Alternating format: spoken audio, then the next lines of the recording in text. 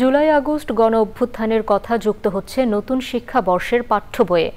জাতীয় শিক্ষাক্রম ও পাঠ্যপুস্তক বোর্ড বলছে, ইতিহাসে যার যতটুকু অবদান ঠিক ততটুকুই জানবে আগামী প্রজন্ম।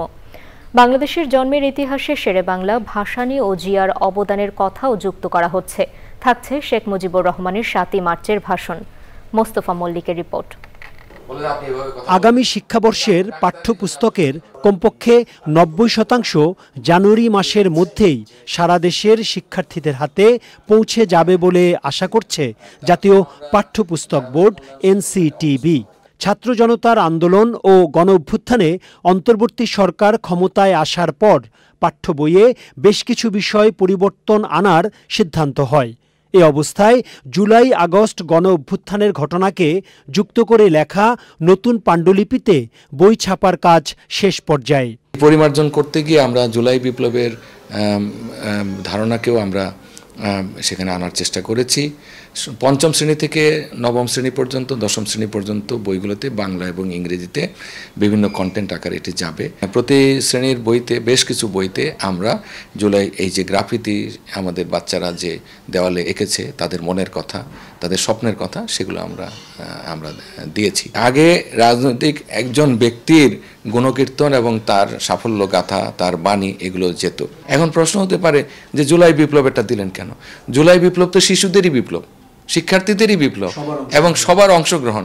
পাঠ্য বইয়ে বাংলাদেশের জন্মের ইতিহাসে শেরেবাংলা, একে ফজলুল হক, মাওলানা ভাসানী ও জিয়াউর রহমানের ইতিহাস গুরুত্ব দিয়ে যুক্ত হচ্ছে। থাকছে শেখ মুজিবুর রহমানের ৭ই মার্চের ভাষণও। মাওলানা আব্দুল হামিদ খান ভাসানী মুক্তিযুদ্ধের তিনি যুদ্ধকালীন উপদেষ্টা পরিষদের সভাপতি ছিলেন। তার কথাটা, তার ছবি কোথাও ছিল না, আমরা সেটা দেওয়ার চেষ্টা করেছি। শেরেবাংলা, একে ফজলুল হক, তাকেও খুব একটা বইতে খুব একটা জায়গা দেওয়া হয় নাই।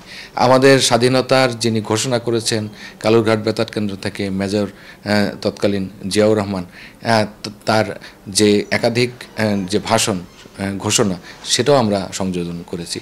কিন্তু আবার পাশাপাশি ৭ই মার্চের যে ভাষণ শেখ মুজিবুর রহমান বঙ্গবন্ধু দিয়েছিলেন, সেটাও আমরা রেখেছি।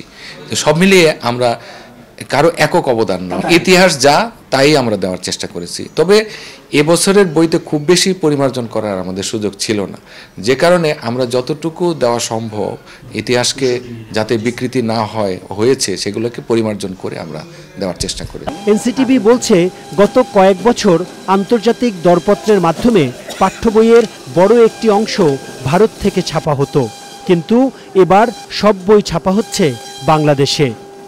Mostafa Mallik, channel I, Dhaka.